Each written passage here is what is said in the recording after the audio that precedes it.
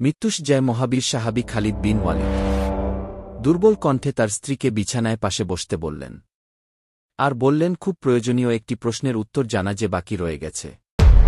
এই সেই মহাবীর খালিদ, যিনি সর্বকালের অন্যতম শ্রেষ্ঠ সেনাপ্রধান, যার নেতৃত্বে মুসলিম বাহিনী ১০০টিরও বেশি যুদ্ধে অংশ নিয়েছে এবং কোনোটাতেই পরাজয় বরণ করেনি।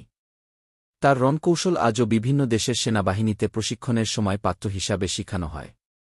তার নামে এখনও বিভিন্ন দেশে অনেক ব্রিগেড, যুদ্ধবিমান ও নৌযানের নামকরণ করা হয়। এই সেই খালিদ বিন ওয়ালিদ যাকে স্বয়ং হজরত মুহাম্মদ সাল্লাল্লাহু আলাইহি ওয়াসাল্লাম সাইফুল্লাহ উপাধি দিয়েছিলেন, যার মানে আল্লাহর তরবারি। এই সেই খালিদ যিনি মুসলিম বাহিনীর সেনাপ্রধান হিসেবে তুখোর বিজয়ী আর ক্যারিয়ারের তুঙ্গে থাকা অবস্থায় তৎকালীন খলিফা উমর ইবনুল খাত্তাবের নির্দেশে বিনা বাক্য ব্যয়ে সেনাপ্রধানের পদ থেকে ইস্তফা দিয়ে সাধারণ সৈনিক হিসেবে লড়াই করা শুরু করেন।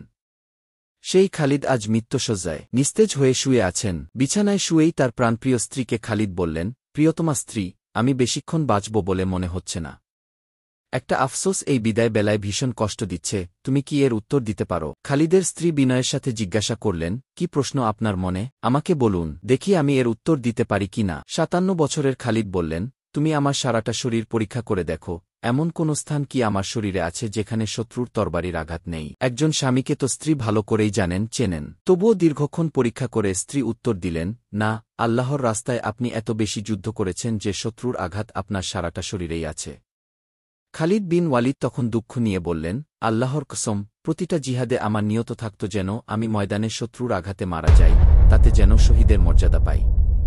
কিন্তু আফসোস, দেখো আজ যুদ্ধের ময়দানে মৃত্যু না হয়ে আমার মৃত্যু হচ্ছে আমারই বিছানায়। আমায় কি আল্লাহ শহীদদের মাঝে রাখতে চান না? স্বামীর আফসোস দেখে স্ত্রী কিছুক্ষণ চুপ রইলেন। এরপর করলেন সেই বিখ্যাত উক্তি, আপনার নাম স্বয়ং রাসূল সাল্লাল্লাহু আলাইহি ওয়াসাল্লাম রেখেছিলেন সাইফুল্লাহ, যার মানে আল্লাহ তরবারি। এমন কোন তরবারি কি দুনিয়ায় আছে যেটা আল্লাহর তরবারির মোকাবেলা করতে পারে? তাই তো ময়দানে আপনার মৃত্যু হয়নি, কারণ আল্লাহ তার তরবারি মাটিতে লুটিয়ে যেতে দেননি। ভীষণ খুশি হলেন খালিদ বিন ওয়ালিদ। বুঝতে পারলেন আল্লাহর ইচ্ছা এবং এত জিহাদ করার পরেও আজও কেন তিনি বেঁচে আছেন।